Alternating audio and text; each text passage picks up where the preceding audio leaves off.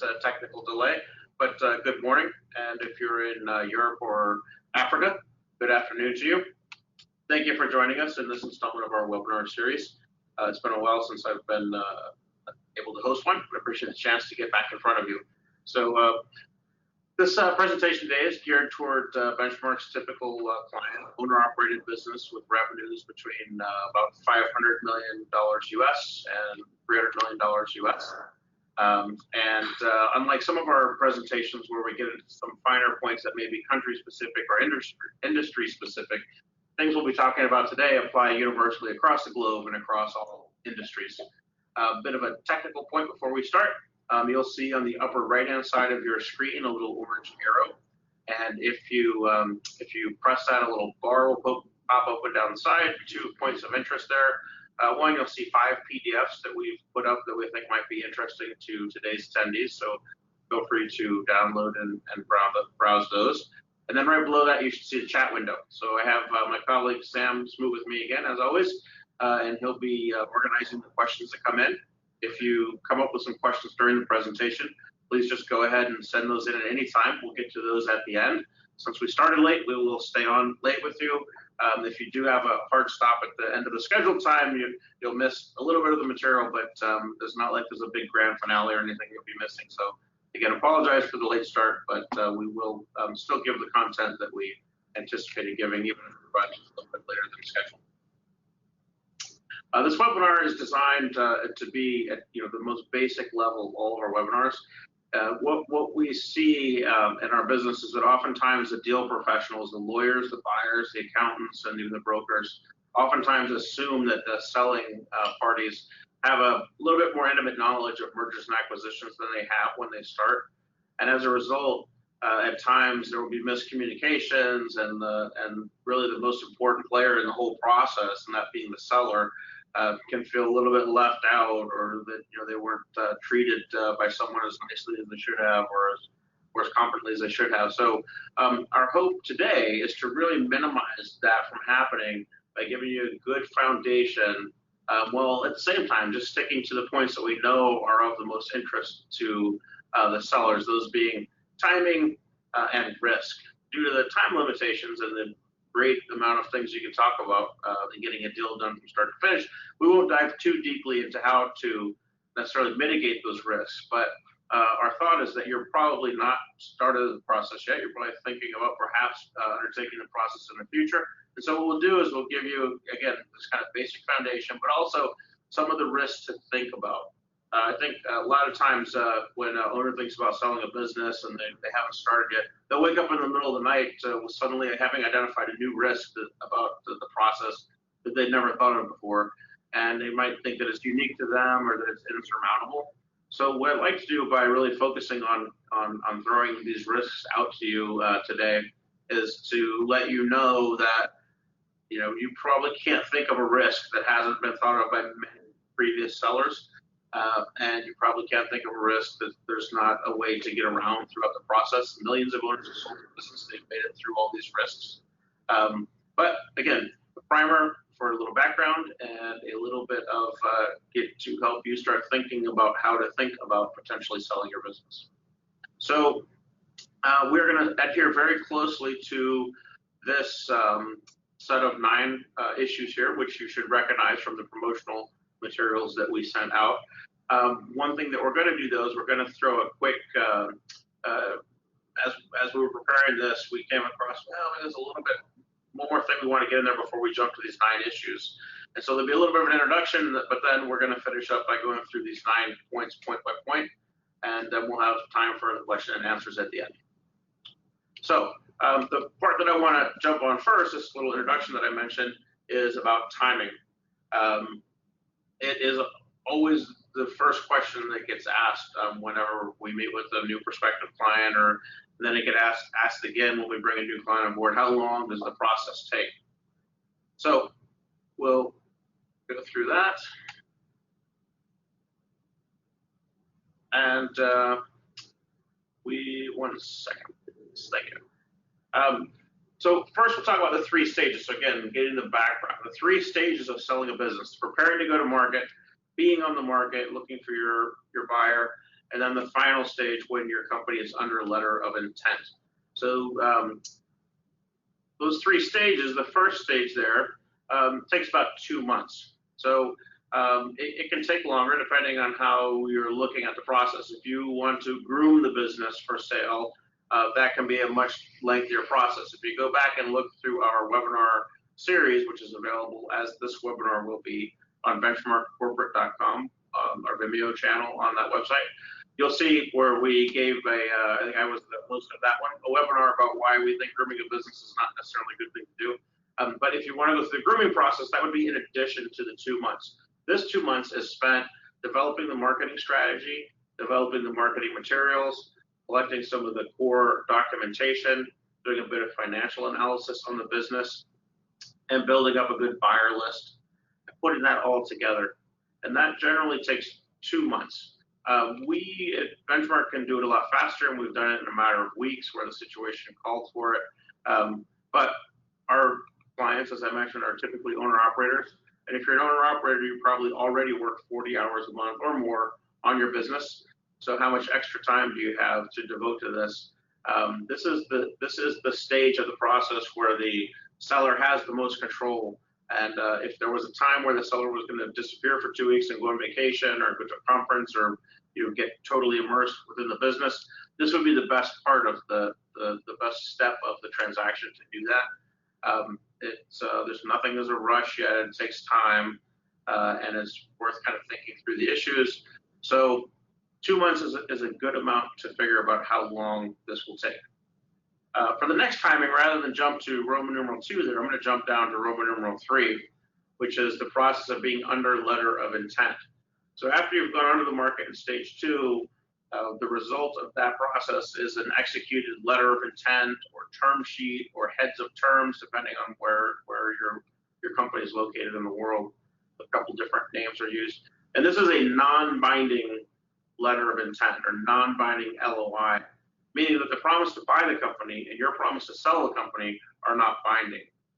However, once the LOI is signed, the buyer is going to immediately start exerting a lot of expense on diligence and drafting of the definitive agreements. And so they're going to ask for a commitment from you, the seller, in exchange for that expenditure of funds. And that comes in the form of exclusivity, or what's called a no-shop clause. So although the letter of intent overall is non-binding, there will be binding provisions, the key one being the exclusivity clause. And what that will say is that for a period of time, usually 90 to 100 days, you will not entertain offers or discuss the sale of business with any other potential acquirers.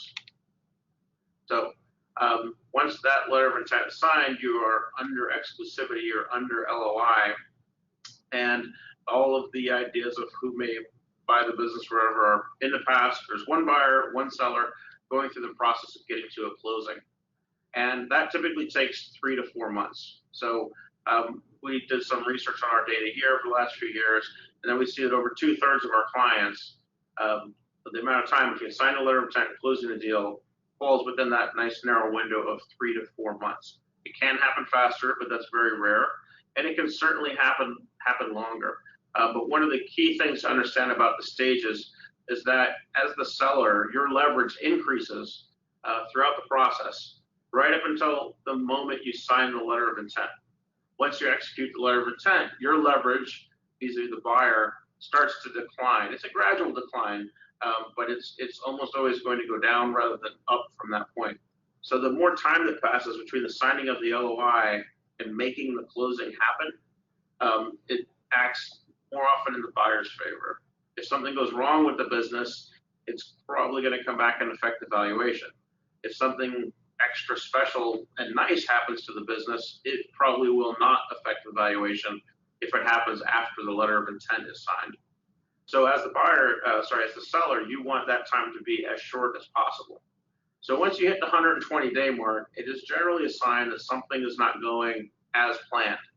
And it's worth kind of revisiting and thinking about whether or not you want to stay.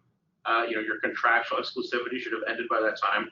So you're thinking about whether you want to stay with this buyer. You're probably pretty far along in the process, or whether you think the certainty of close with this buyer has dropped and you want to go back to market and try to bring in a different buyer You want to go back to the second stage on the screen and kind of restart the process from there. Now, that's not to say that when you hit the 120-day mark, there's no chance of closing. We closed a deal, I think, 2 years ago now that was under letter of intent for more than a year. And there's a lot of work that has to be done during that time to preserve the value of the deal. The company has to keep hitting its numbers.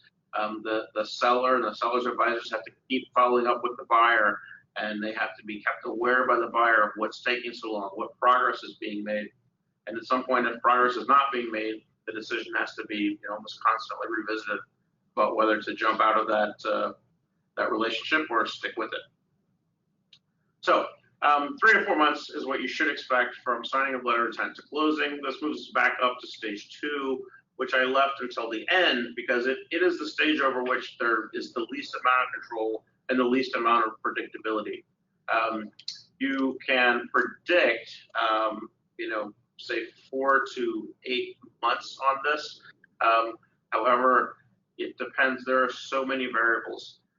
The attractiveness of the business, the commitment of the seller, the quality of the seller's sell-side team, the finickiness of the seller. So some sellers have very high expectations and they only want a particular type of seller. And that's absolutely their right. It's their company to sell or not sell. But it can make the process take longer.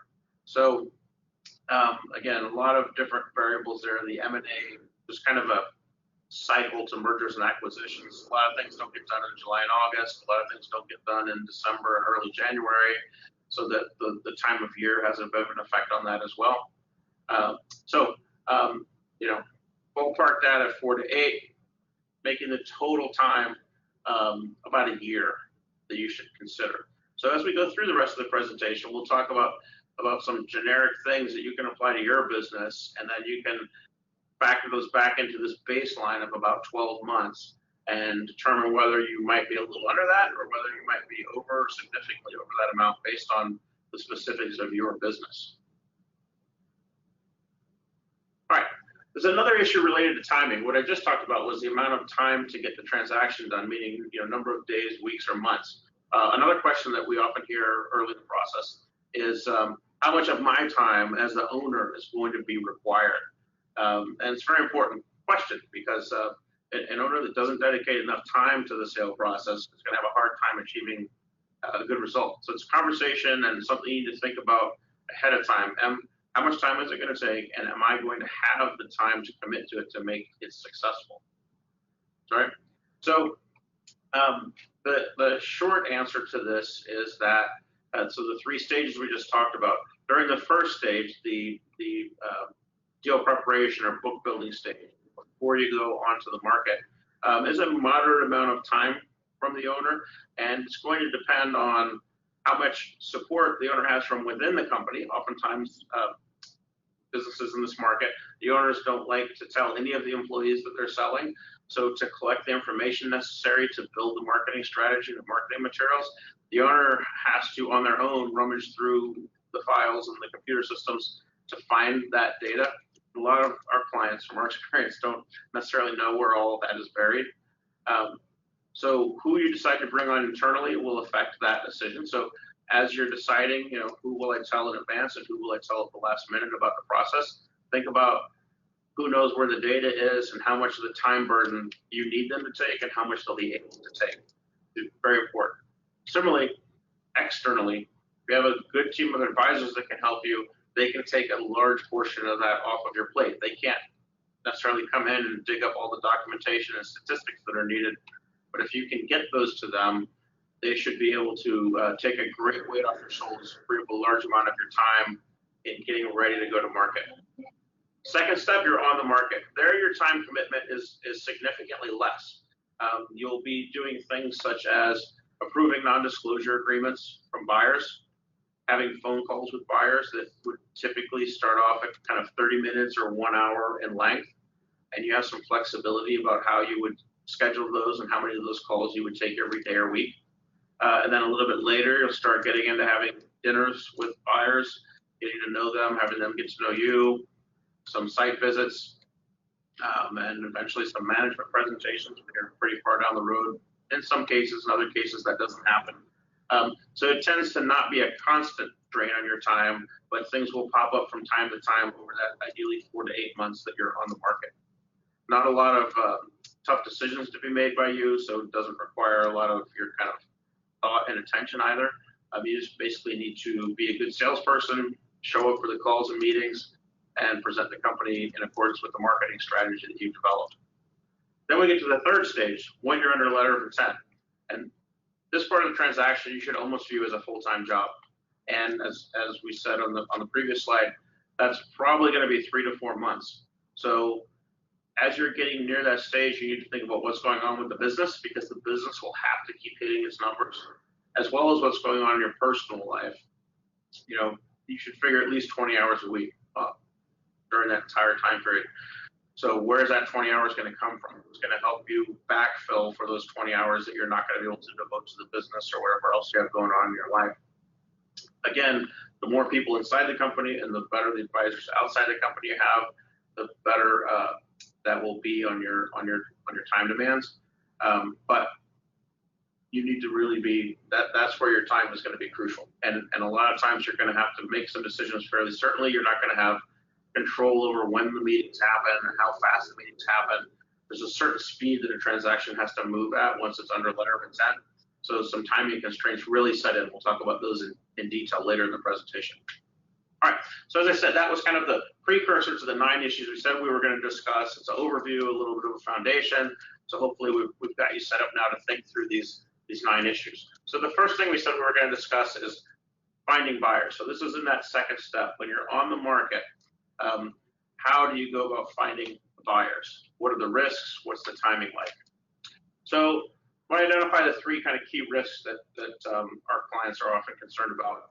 The first one is the word spreading. So my customers are going to find out, my suppliers are going to find out, my employees are going to find out, my competitors are going to find out, and they're going to use it against me.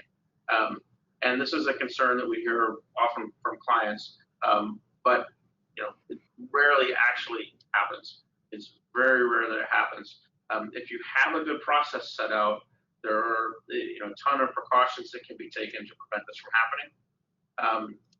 So it is a legitimate concern. It's something that needs to be thought about, but it's really tends to be overblown in a lot of people's heads when they're starting the process.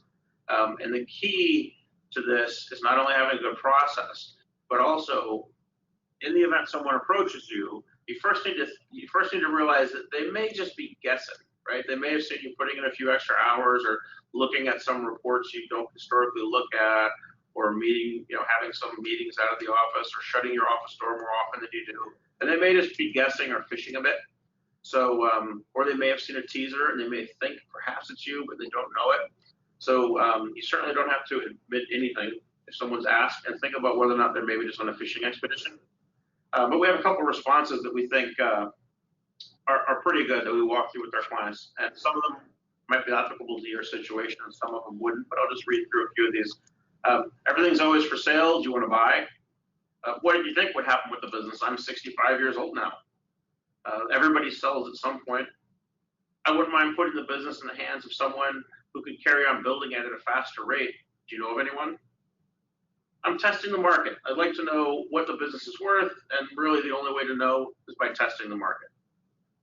I'm not going anywhere, but lately I thought it would be nice to have a partner. I'm exploring a number of options to ensure the future success of the business. Nothing is decided yet. I'm looking for additional capital. Wouldn't it be nice to finally tackle that project we've been thinking about for the last few years? If I do decide to sell the business, you'll be one of the first to know, and I'll probably need to involve you in that process. And lastly, I might, but I don't think anyone would pay what I would sell for. So as you can see, there's a number of ways to deflect that, and the timing with which you respond probably tells the person more than the words that you actually say. So you want to be thinking ahead of time. If someone approaches me, what am I going to say? And you kind of want to have that down. And then lastly, it's always nice to end up with a question, because what you're basically telling people with any of these types of responses is it's not really your business. And so you want to then politely kind of divert them from that. So if you throw out a statement, consider adding a question to the end of that to kind of get the conversation going in a logical direction, rather than inviting them to come back and say, but I thought I saw da da da da. Yeah. Right. A lot of employees, and I think probably some owners have what we call the pretty woman dilemma on their mind from that Julia Roberts, Richard Gere movie, where he comes in and he buys the shipyards and then he breaks it up and sells off all the assets for more than he paid for it, and everyone's unemployed and the business is destroyed. That style of mergers and acquisitions went out of fashion along with Julia Roberts' shoulder pads in about 1995. The M&A markets have become so efficient that you can't really buy a business for less than what the assets are worth. It just doesn't happen anymore. We never see deals where the sale price is less than the asset value of the deals. Buyers are going to come in and buy your business because they can make more money off of it in the future than you can. That's the only reason they're going to buy the business. If that wasn't true, their price to buy would not be as high as your price to hold, and there would be no deal. They have to offer more to you than you think it's worth in your hands, or you won't sell the business. So what we see when businesses are bought now is, the companies get bigger, they get brought into a bigger company, employee benefits get better, a level of kind of professional management comes in. And generally, when you go back and visit those companies a year or two later, everybody, including the suppliers and the customers, is much better off than they were beforehand. So while the word spreading is a bit of a concern, it rarely happens. There's ways you can address it. A good process should stop it from happening. Second risk here, competitors obtaining your trade secrets. So it is inevitably true that in any deal, you must share all of your trade secrets with the buyer before the deal closes. But a well-run process and some of the things that you can do in the meantime will help minimize that risk. So the first thing is that some people think you sell a business by creating a big tome and you deliver it. Someone signs a non-disclosure agreement and you tell them, here's everything you need to know about the business. Have at it. And that's not the best practice for selling a business. It's more of a trickle or a funnel. You release a little bit of information to entice a non-disclosure agreement, and then you release some more information to entice a meeting. Then you release a little more information to entice, et cetera, et cetera. And a big part of the marketing strategy is sequencing the exciting stuff and also figuring out how to get out the inevitable kind of unattractive things about any business that you're going to have to eventually tell the buyer. And it's the same thing with trade secrets. It's a funnel. So you obviously have lesser confidential information and more highly confidential information.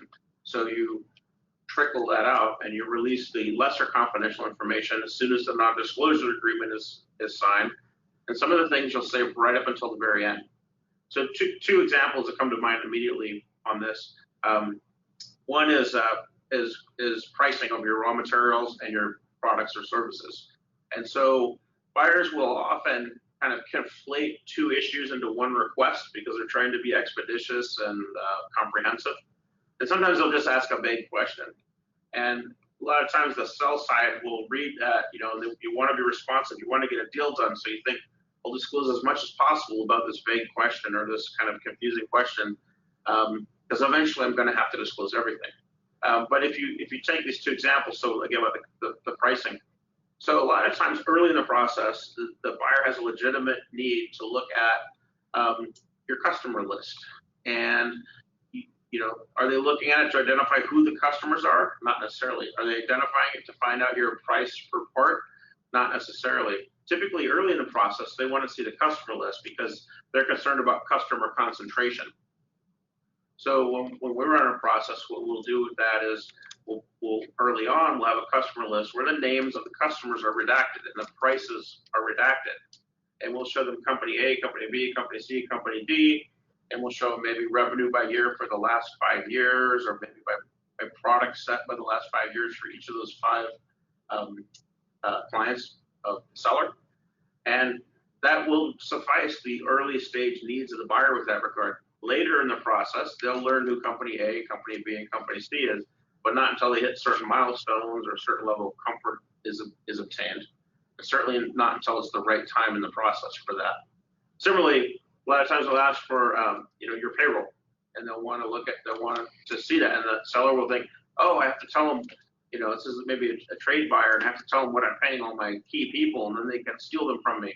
Well, there should be agreements in place to prevent them from stealing, but even still, what they're probably looking for in the early stages is not someone's exact salary. They don't want to know Robert's exact salary for the last 3 years. What they're going to be looking at are there certain positions that are overcompensated or undercompensated, because they might look at adjusting those to what they think is a market rate, and that will affect the EBITDA or the profitability of the business, and therefore probably affect the valuation that they would lob in their first offer. So again, we'll redact, we won't put the names on there. We'll make it so it's suitably generic that they can't figure out whose salary is whose, but they'll understand a bit more about the compensation, or maybe we'll slightly alter the answer. Then rather than giving them the raw numbers, we'll give them a little bit more about the philosophy of how people are compensated. We see this a lot with sales teams. Buyers tend to have very strong opinions about how to compensate a sales team, and their questions about salary might not be looking for dollar signs in front of them, but rather instead they're looking for what's the philosophy. Do they get rewarded as a team? Do they get paid monthly, quarterly? How much discretion do they have in setting the price of the product, and things like that? So again, eventually they'll get the full disclosure, but you hold that back until later. So sequencing of trade secrets, non-disclosure agreements, and another technique, not my favorite technique, but if there are some particularly sensitive competitors, usually a competitor will know the industry very well because they're in it, and they'll probably even know the target company fairly well. So when you start the process of going to market, you might hold back on some of those trade competitors and not go to them in the initial wave, because they'll be able to jump in at a later date and act a little faster than someone who's a little more relevant to the business, or maybe a financial player that doesn't know all the intricate ins and outs of your industry. At times, we've had clients leave the competitors out until they start to receive offers from non-competitors that they find to be acceptable. And once they say, all right, I will be selling my business to someone, I know I can get an acceptable price, but let's bring in the competitors and see if I can get not only an acceptable price, but an exciting price, and try to boost that price up. So that's yet another way that you can deal with the trade secrets and competitors issue. All right. The third item on this list, non-disclosure agreements. So, and I think, some people might put that first on the list as a great way to reduce risk, but it's not a panacea. And I didn't want to put it first because I think some people might say, well, I get a non-disclosure agreement in place. Why do you care about the other two issues on this slide? It is difficult to determine that a breach of a non-disclosure agreement has happened, and it's difficult to establish damages that are directly tied to the breach of the non-disclosure agreement. So non-disclosure agreements are necessary. There's a place for them, and they should be signed by buyers before they see any confidential information. Absolutely. But they're not a panacea. There are very, very few lawsuits for breaches of non-disclosure agreements in any industry, in any context, and that's equally true in mergers and acquisitions. So you should not rely entirely on the fact you have non-disclosure agreements and say, well, they signed an NDA, let them see whatever they want. You have to do these things we talked about up in Roman numeral 1 and Roman numeral 2. You have to have a good process as well as the NDA. Another note on NDAs, they can be time consuming. Even if you start with a very industry standard M&A non-disclosure agreement as a template, you send it out to buyers, and buyers will want to negotiate that. And so if you're doing that yourself, your time commitment goes up significantly. And do you really know what is a market term and not a market term with regards to a mergers and acquisitions buyer's initial inquiry into your business? Most sellers, owner-operators are not up to speed on that, so they would rely on an outside person. If you go to a lawyer and you assume you have 50 buyers that are willing to sign a non-disclosure agreement, you assume half of them want to negotiate, and you assume an hour or two per negotiation of lawyer's time, you can very quickly be looking at a $10,000 to $15,000 bill just to get past the NDA stage. So if you have a good broker, they will usually include all that time and energy into their fees, and they have a lot of experience doing it, because that should be one of their main functions, is getting interested buyers and getting them to sign non-disclosure agreements. So again, that can lift some of the financial burden off your shoulders and some of the timing as well. Last thing on NDAs is that a lot of good buyers aren't really good at getting back to you with signed NDAs. And just because you send a teaser to someone and you ask them to sign a non-disclosure agreement, just because they don't answer you right away, or just because they want to negotiate it a bit, doesn't mean they're a bad buyer. It means that they're busy and that they might actually be a pretty good buyer if there's certain things that they want in a non-disclosure agreement. And that's so that not only the time to actually get that done, but you have to be very diligent in the process. So how long are you going to stay on market? What are some of the risks of going to market and not finding a buyer? Well, if you're not diligently following up on getting your non-disclosure agreement signed, your risks on both of those factors go up significantly. All right, so that's that slide. Now, sticking with the finding buyers segment, timing. So I said it should take you 4 to 8 months to get through both the finding buyers and the selecting buyers process to get to the LOI. And here we're talking about the first half of that, just the finding. We'll talk about the selecting process later. Finding buyers, right? Is it going to take you more or less than the average amount of time? 3 questions on the screen here that pretty much will help you decide if you're going to be over or under that average amount of time. First of all, do you want an average price? So, and that may sound, no, you don't. Of course you want. You have the highest possible price. But some people selling their business have some time constraints. They need to get it done by a certain date. And so they are willing to accept less than the optimal price. That can help shorten the time. By and large, largest financial transaction of an owner's life is selling their business. They want the best possible price. And so that can stretch out the timing. Second feature, are you concerned about the fit of the acquirer? So if you will just sell your business to the highest possible bidder and you don't care what they do with it, you're going to be leaving, shortly after closing. You're not concerned about your customers, your employees, your legacy. You can sell a little faster. But if you want to balance that highest price priority and the best fit priority, and you want high scores on both aspects, that's going to add time. Finally, I've said it a few times, but how committed are you to the process? The seller has a lot of control over how fast the process happens. If you can gather all the materials in the first week of the book building process and get it out, and you return the phone calls, or you speak daily with whoever's helping you get ready for market, if you respond to the non-disclosures quickly, if you make yourself available for calls with a lot of flexibility and meetings with a lot of flexibility, you can get through this process faster.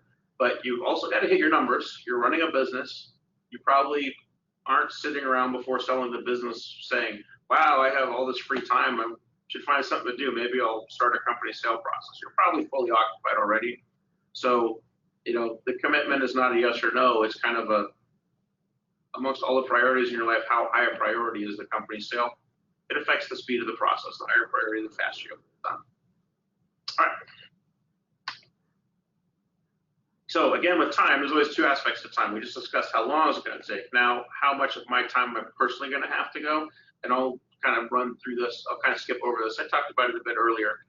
This is going to be a lower time commitment for you at this stage in time. You'll have a fairly good amount of flexibility here. All right, that takes us on to the next part, which is selecting the buyer. So in the 3 steps, we had preparing for market. We didn't talk much about that. Then we had, second step is being on market. And this is the second half. You've gone out, you found a bunch of potential buyers. They're starting to put their offers into you. Now you want to select the buyer with whom you will sign a letter of intent and go under exclusivity. What are the risks of selecting the buyer? The first risk comes from the 3 priorities, and I kind of got into this a few slides back. Whenever we present offers to our clients, we always characterize the offers with regard to 3 different criteria. And the first one is maximum value. As I said, almost every seller is very keenly interested in getting the maximum value for their business. The second priority there is the best fit. This is particularly true if it's a partial sale and you're going to be staying on as an owner. But other clients are, even if they are, riding off into the sunset as quickly as they can after the closing. Many employees care about the legacy of the business, how the customers will be treated, how the employees will be treated. There may also be a part of the consideration for the under that maximum value bullet point that is deferred. And so how comfortable are you with that deferred piece with this particular buyer versus that particular buyer? And then lastly, we categorize our offers by the certainty of close.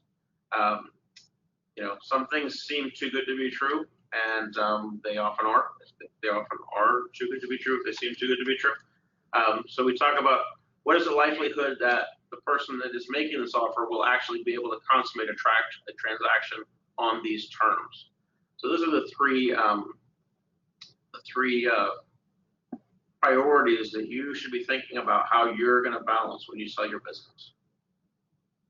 So maximum value. I'm going to talk about each one of these in a little more detail. So maximum value. Some clients tell us, I only want cash at close. I don't want any deferred compensation. And then they get an offer for cash at close here, and then they get an offer with deferred compensation here, but the cash at close piece may be just this much, and they will tend to change their minds. So we wouldn't expect sellers to come to market fully having thought through all of the different types of deferred consideration, but the more open you can be about learning about them during the process and weighing each offer individually as opposed to by a blanket rule that I don't want this or I don't want that,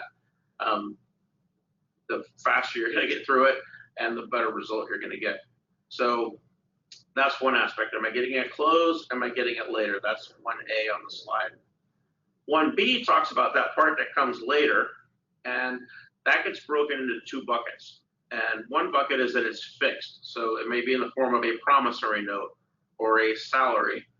And that's, you know, a fixed amount. You're going to get that unless the buyer defaults. You don't have to do anything to get it. It's going to happen. Or for in the case of salary, you have to show up and work, but it's, you know, a fixed amount.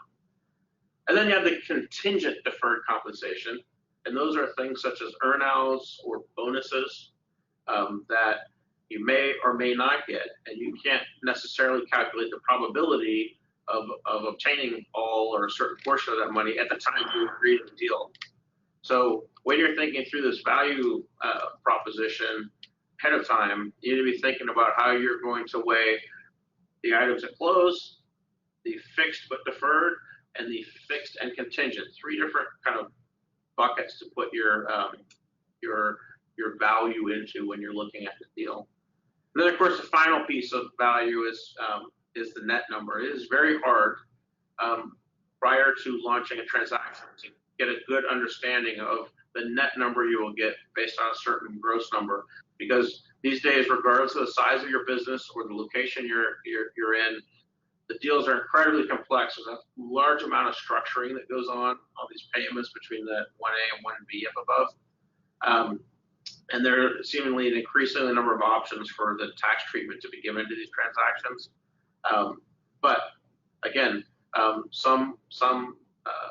you know, the client will typically say, I want maximum value for my business and I want the lowest possible tax. We understand that. Everybody wants that. But again, flexibility, openness, and again, you probably don't know all the options for the tax treatment when you start, but an openness to learning them throughout the transaction will help you reduce this risk and get things done a little faster. All right, the second one, best fit. So is which buyer out of the 3 or 4 offers that are brought to you on a certain day is going to provide the best fit for you? Meaning, aside from value, which one's most closely aligned with what you think is important? And so this is going to, how important this is and how you should prioritize this will largely depend on your involvement post-closing. If it's a partial sale and you're going to remain on as an owner, you're going to be a minority owner in most cases. And so, you know, you're kind of going from the position where you may have been the 100% absolute boss of the company with no questions asked. Of course, our spouse always has a veto right over everything, so that really never exists. But you may be pretty darn close to it. But if you go into a situation where you'll be the minority shareholder in a business, minority interest holder in an LLC, and there are a lot of protections that need to be ironed out. And again, just with the NDAs, you can paper things however you want to get protections, you know, that paper can give you. But you've got to be comfortable with that partner in that situation. So the greater your involvement post-closing, the greater percentage of the value of the business you're leaving in it, the more important fit is going to be versus value. And it's not always a one-to-one trade-off, but again, flexibility is a good thing. So B, 2B. Even if I mentioned even if you're leaving, you may be concerned about how your employees and your customers are treated. And just as the company sale process involves you selling your business, the buyers that are in it at this stage, that are in the selection process, are also selling themselves to you, right? And so it is entirely fair for you to ask what their intentions are with the employees and the customers. It's a legitimate concern for you to have, even if it has no direct financial impact on you. We see a lot of our clients are earnestly concerned about this, and they, in some cases, will trade down on the value in order to get better treatment of employees or customers after they're gone. And then we have some employees that are just kind of concerned about it more generically about the legacy of the business, and like I said, I guess it's a more esoteric type of concern. But you should be thinking through all of these as you're trying to figure out how you're going to prioritize. This person has a value here and a fit that's here, and this other offer has a value that's here and a fit that's here. Which one are you going to take? Start thinking through that so you're ready when the time comes. Third criteria, certainty of close. As I said, if it looks too good to be true, it often is. So we spend a lot of time with our clients with multiple offers in front of them, and one of them is 30% higher than all the other offers. And we have to say, look, these are really smart people that put in these offers over here at 100, and this one at 130 is different. And we'll help work with them and say, look, the reason this person's offering a 30% premium is because they have a need for this, and et cetera, and it makes sense. Other times we'll have to say, look, we don't know why they're willing to, they're doing something different than these other people, and we can't figure out what it is. Maybe they're just trying to what's called buy the listing, right? So if you have a real estate agent that, your house is worth $10 million, they're buying the listing. Buyers will sometimes do that for businesses and try to get you under exclusivity, and that could be a dangerous situation. So you need to be thinking about every offer you look at. Can this letter of intent really turn into a closed deal? The second thing is their uncertainty of close is getting the money together to close the deal. There are two pieces to the purchase price in terms of the buyer. We talked about the three parts in terms of the seller, but the buyer is going to use some equity. They're going to use some of their own money for the deal, and they're also going to borrow money for some of the purchase price. And so buyers that come in and want to over leverage the company, they're saying that they're going to be able to borrow 80% of the purchase price and only put in 20% in cash. Oftentimes that proves to be very hard to do, and so you kind of want to look at the equity debt split and see if it's a reasonable type of thing they're talking about. There are buyers that will come in and act like they have the equity piece and they don't have the equity piece, and there are expensive databases you can look at for that, and there's research that can be done to try to figure out if the equity piece is really present or not. The debt piece is a little bit harder. You have to kind of go on what's reasonable and if what the buyer is saying makes sense. Finally, uncertainty of close, the retrade, right? Suppose you have three offers in front of you. One of the things you want to be thinking about is who's the most likely to try to retrade this price. The dreaded retrade is something that, if you run a good process, you can set up protections to minimize the chance of that happening. But that is definitely a risk you need to think about when you're looking at multiple buyers. So those are the three competing priorities that you should be thinking about there, and the risks associated with achieving each of those three priorities. All right, time constraints. As I said earlier, once you get to this stage, the process kind of gains an inertia and it moves at its own speed, and the buyer has much more control over the speed than the seller often does. And so you start to get some time constraints, and this is one of the things we said we're going to talk about in this. So what are the time constraints? Well, one of them is we're going to be seeking competitive tension. So it's very nice to get one offer in, but it's hard to get that offer to go up unless you can say, well, I've got another offer that's worth more. And so that's the competitive tension that we're talking about. Timing up your marketing process and your selection process so that you're getting in multiple offers at or around the same time, so you can compare them side by side, as opposed to having one this week and one next month and one 2 weeks later. Driving up that value, requires competitive tension. So one of the risks you face in the sale process is that you don't do it well enough to create the competitive tension, and your offers come in at all different times. Second of all, the letters of intent will have expiration dates on them. They tend to not be too strictly enforced by the buyers, but they'll usually give about 10 days or 10 business days for you to decide if you want to counter or accept their letter of intent. So they're not just open-ended offers to buy your business. And then finally, seasonality of the M&A markets. So there are times of year when it's a great time to be going through the selection process, and times where it's very difficult to be going through the process, and it can be a little more risky to move at a good speed and to capture the right value if you get caught at the wrong time of year in the selection process. All right, the final section we're going to talk about today: closing the deal. Right, so this is that third phase that I talked about in the introduction, where you've signed the letter of intent, you're under exclusivity, there's one buyer and one seller, and you have to turn a 2 to 6 page letter of intent into 90 to 300 pages of definitive agreements, written contracts. How do you get from the 6 pages to the 200 pages? That's what we're talking about here, closing the deal. So, risks associated with closing the deal. Number one risk: not hitting your numbers. And so most commonly when buyers and sellers speak across the table in the lower middle markets and middle markets, they act as if the value of the business is based entirely on the trailing 12 months EBITDA.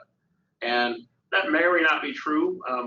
Buyers usually have other things they're considering: growth rates, margins, customer concentration, how well it fits into their existing business, why they need this, quality of the management team, a lot of other variables that don't change from month to month. But it's just the way it works out that this trailing 12 months EBITDA is the thing that gets talked about. And it is legitimately one of the factors.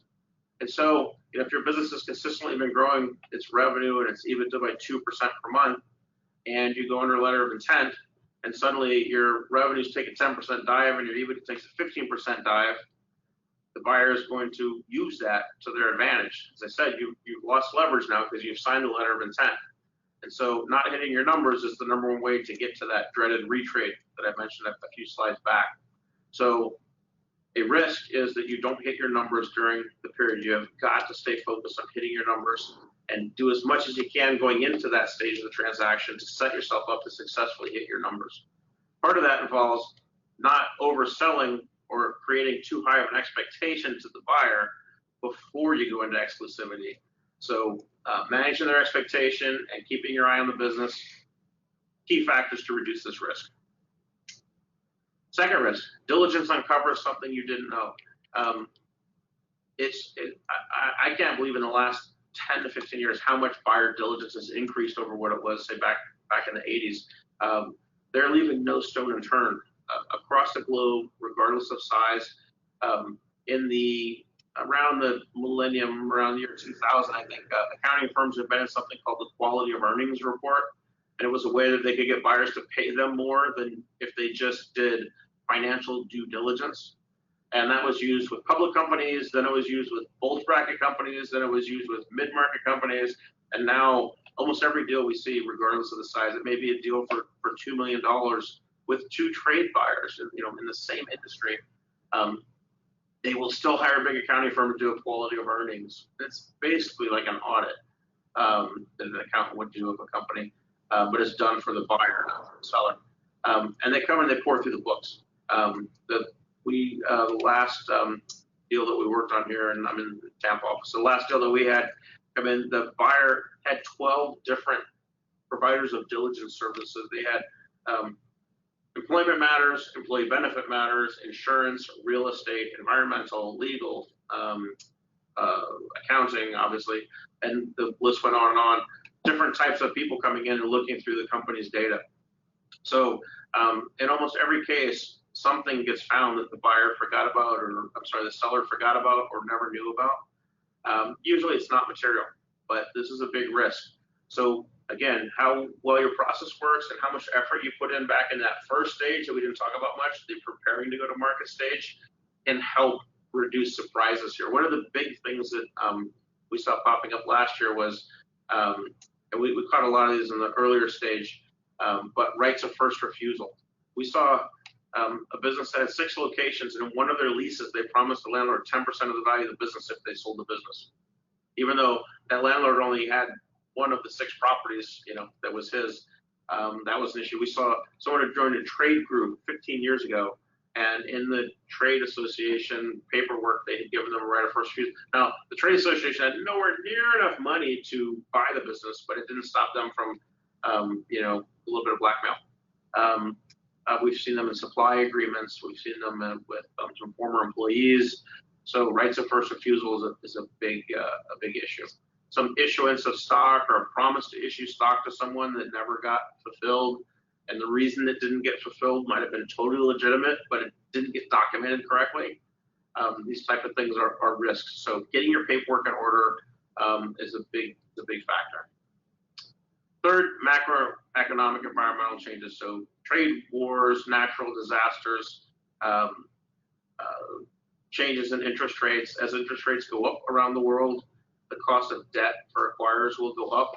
And if a deal is hanging out there too long, the buyer will have modeled the debt profile on the old interest rates, and the interest rates will have changed, and they can't stand by their valuation because the debt got too expensive.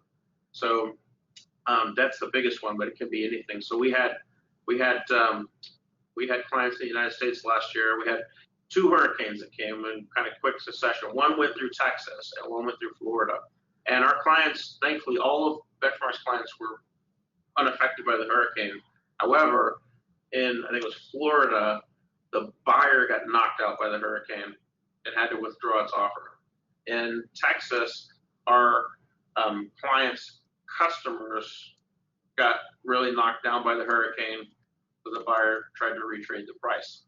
So, it's kind of that thing of butterfly flapping its wings around the world has an impact type of thing.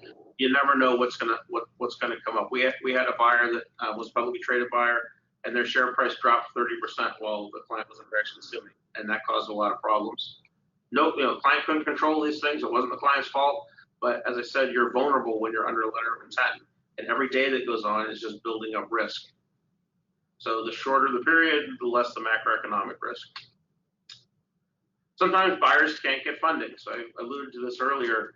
They think they can get, $12 million of debt or $100 million of debt, and they find out that they actually can't. And again, there's, a lot that the right kind of advisors can do to help you minimize the chance of that happening, both through the research, the databases they have access to, and also through their ability to size up a buyer. And, when they're saying something that just doesn't sound right or doesn't sound market. For this type of business, so it's very asset light. There's no way they're going to be able to borrow as much as they're claiming. We need to get to the bottom of this before we sign the letter of intent, type of thing. And then lastly, I have 2 more. Sorry. The next one is sometimes buyers just lose interest. While the seller's under exclusivity, the buyer is usually not under exclusivity. So the buyer may really like your business, go under a letter of intent, start spending money on diligence and document drafting, but then one of your competitors, one state over, one county over in the neighboring country, pops up for sale, and it's a fire sale, and they're selling for half the multiple that you were willing to sell for. And the buyer says, "Oh, I don't need to pay for this one, even though I've sunk some costs, and I'll just walk away and go buy this one." Other times, whoever the bigwig is at the buyer that was the champion of the deal gets fired. We've had a couple of times where our buyers have gotten acquired, and then the deals had to be put on hold. We've had cases where buyers have, lost some money or suffered a financial setback and said, "All right, we have to put all of our M&A plans on hold." So again, the longer you hang out there, the more this risk that you can't control might affect you. And then lastly, your employees can hold you up for ransom. So as I mentioned earlier, one of the key aspects of buying your business will be the quality of the management team. So as part of the marketing process, you have to build up your management team, particularly if you're leaving and you say, "I've already got my successor in place. They're going to take my place. Everybody's going to float up half a step or a step, and the business is going to run. They don't need any, nothing will be missing. You don't need me." So whether you're doing that or whether you're sticking around, you got to sell the quality of the management team, or you're not going to get a good value for the business. So the more you sell the team, the more the buyer is going to want your employees to sign employment agreements and non-compete agreements. And we had a couple deals recently where employees saw that even though their owners had been very good to them for, in some cases, decades, they suddenly saw an opportunity to make a little extra, and they held up their 25-year boss for a little bit of ransom to get the deals done. So you need to be thinking ahead of time to try to mitigate this risk. And in all of those cases, the owners told us ahead of time, no, my employees are good. They'll be loyal to me. They were loyal to somebody, but it wasn't the owner in those cases. But you need to be sizing up your employees and thinking about that as you're building the marketing strategy. This person might try to hold me up for money, so I'm going to downplay their importance to the buyer, or replace them, or get something in place ahead of time so that once they find out the business is for sale, their hands are already tied and they can't really hold me over the fire. All right. Timing. Getting near the end here. This is the last big chunk of things we're talking about here. So the biggest variable in how much time it's going to take to get from LOI to closing is whether it's a complete sale or a partial sale. If it's a complete sale, it's relatively speaking simple because it's about a one-time event.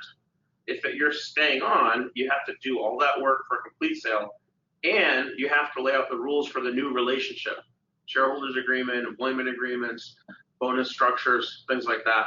So a partial deal can take a lot longer to get closed than a complete deal. Second biggest variable is the quality of your advisors.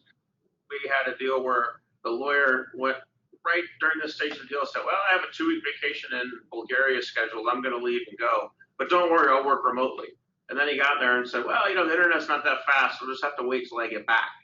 So the lawyer should have either changed his vacation, found someone to fill in, or not taken the engagement if he knew he was going somewhere like that for such a long period of time. So having bad advisors, whether it's accountants, lawyers, brokers, wealth managers, can really slow down a deal for a number of reasons. You really want to make sure when you're looking for that advisory team that, we tell our clients it's okay to bring a knife to this gunfight. So the buyers are always going to outspend the sellers on the advisory teams across the board. And that's perfectly acceptable. You can get the maximum result underspending the buyer.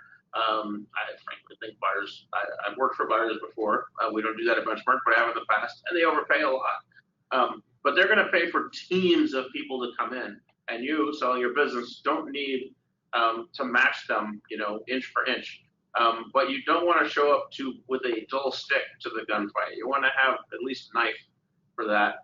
So you got to get close enough. If you're hiring a one-man band law firm, as I mentioned in my example, and he gets hit by a bus or goes on vacation or loses his law license or something, what happens to your transaction?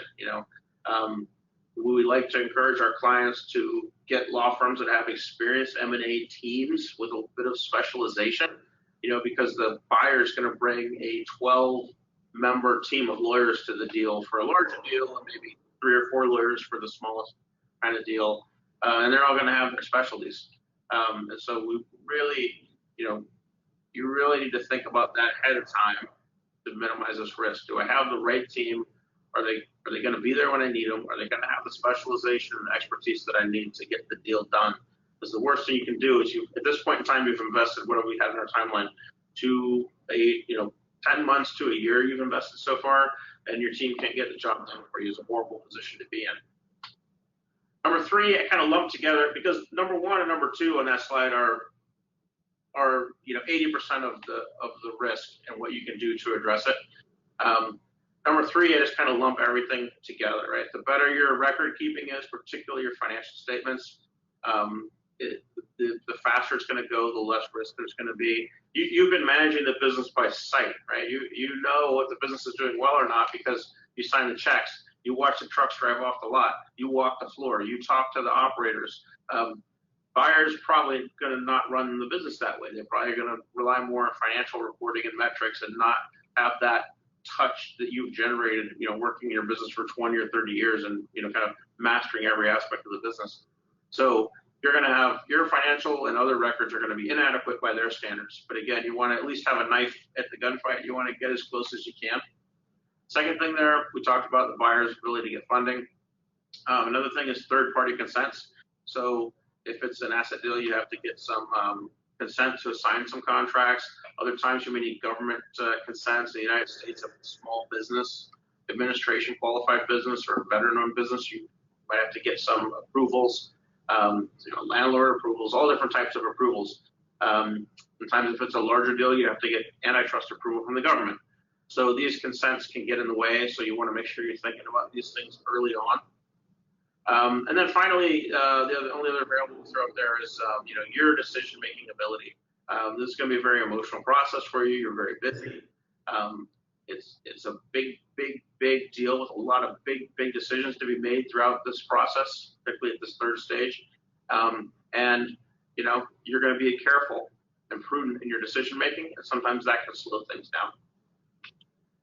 All right, closing the deal, your time commitment.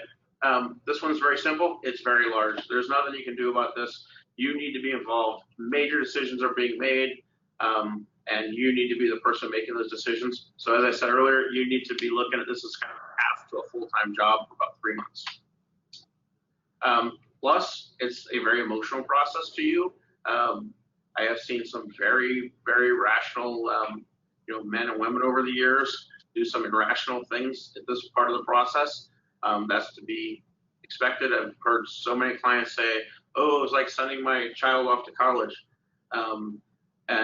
so that emotional piece is there, and it's going to make the time commitment seem even heavier. It's going to really just slow down the ticking of the clock for you, and just put more weight on every decision, and that's going to feel like it's taking even more time away from you.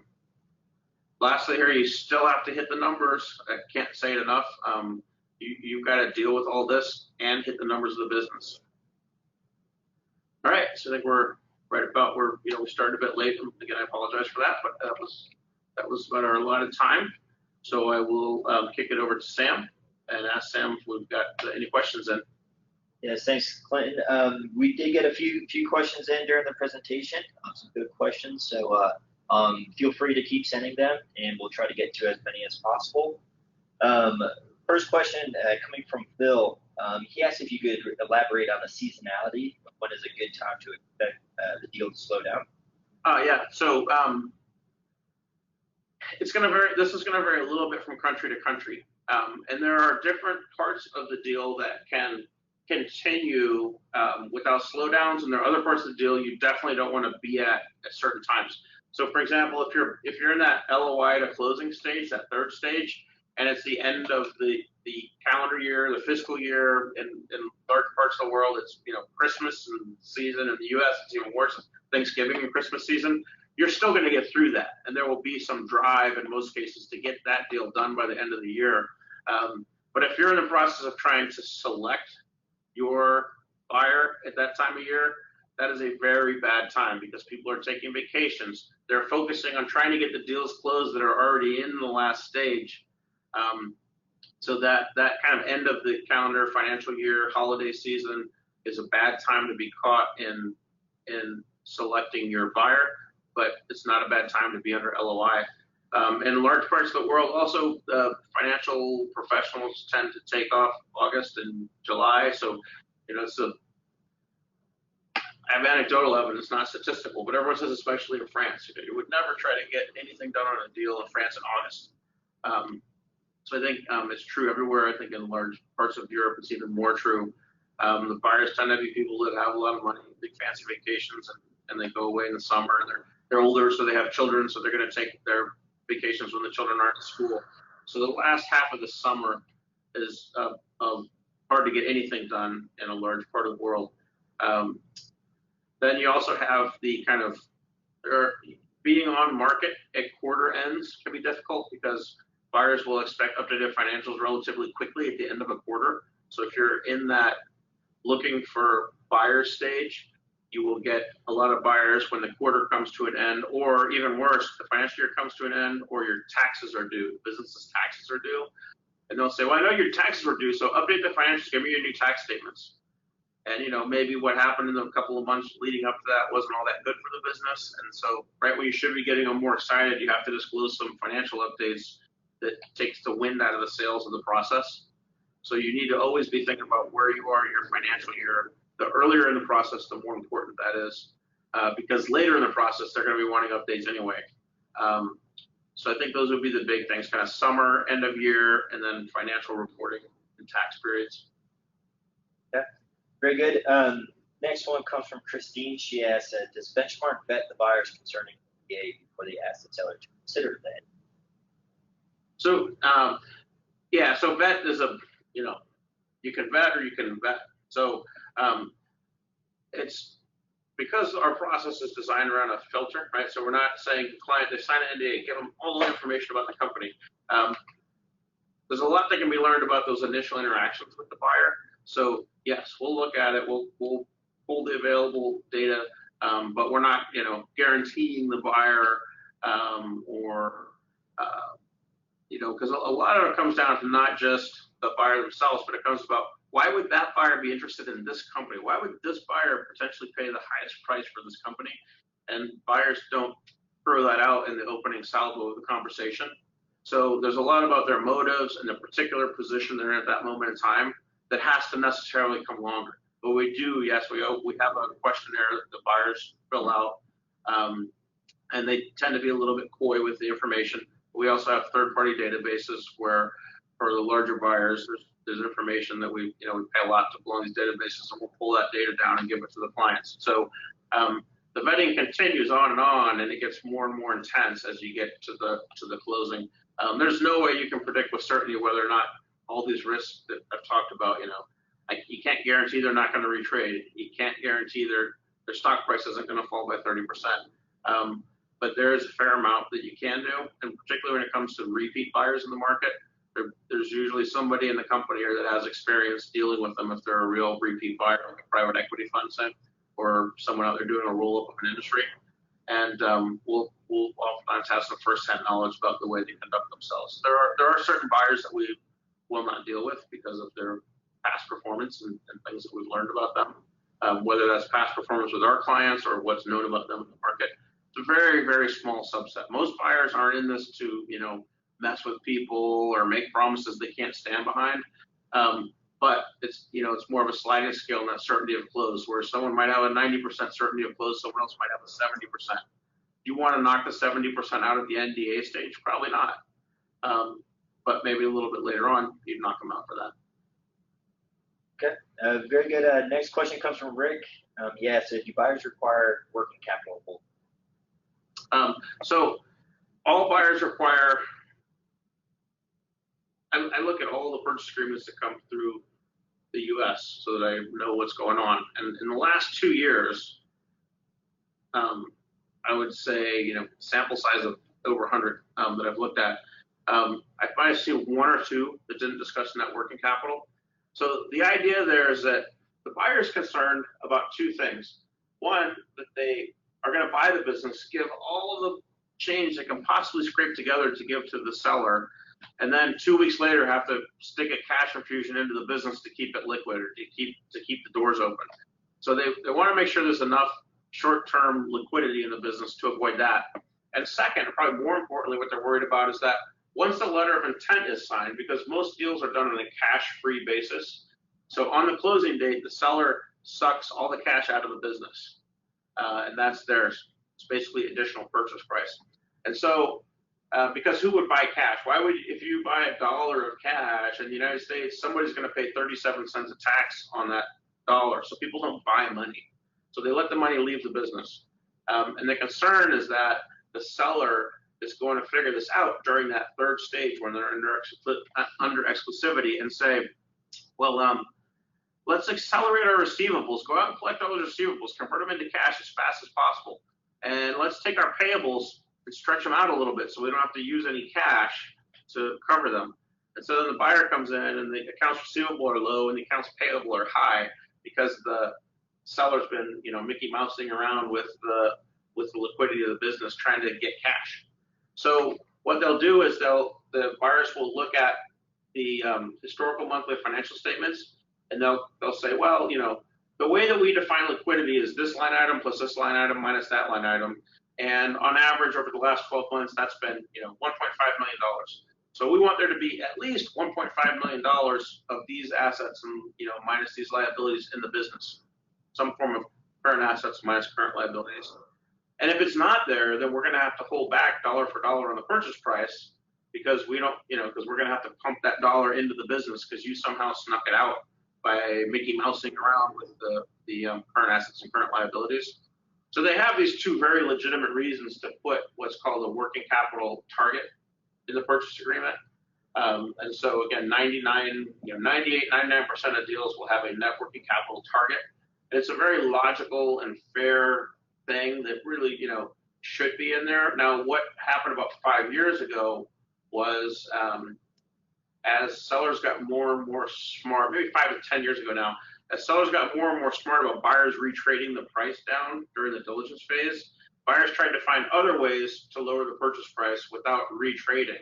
So if they said they were going to pay $20 million, they'll still pay $20 million, but they did things like artificially set the net working capital target too high.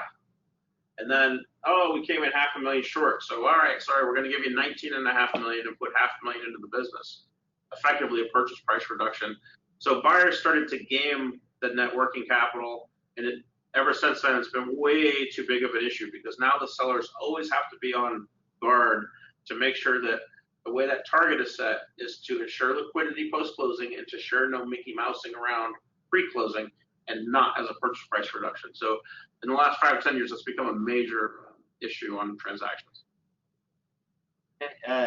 Next up, Phil asks if you could please further explain our retrading. Oh, retrading. So retrading is when the letter of intent says we'll buy your business for we pick a new number, $50 million. And during the course of the diligence and the drafting of the documents during that third phase of exclusivity, the buyer comes back and says, yeah, now that we've gotten to know the business a little bit better, that $50 million was a little bit high. We need to retrade the price. So we're going to lower our offer from $50 million to $48 million. That's a retrade. So it's tough because there are legitimate situations where the business was not presented accurately prior to the LOI being signed, and the buyer correctly should take, the seller should correctly have to accept a purchase price reduction or a retrade by the buyer.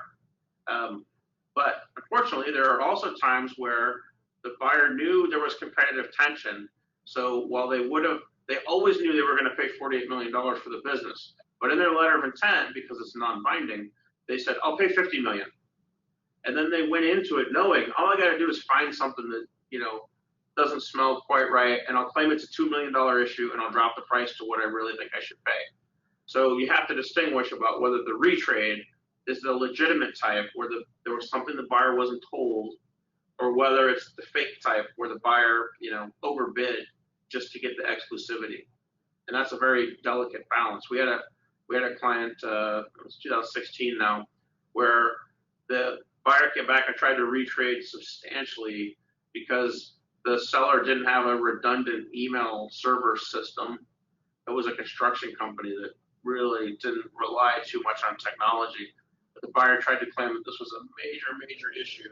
And they had some other software that they maintained locally. It wasn't a hosted solution, and that affected the value. And he said, you could fix both of these things for about, $50,000 or $100,000.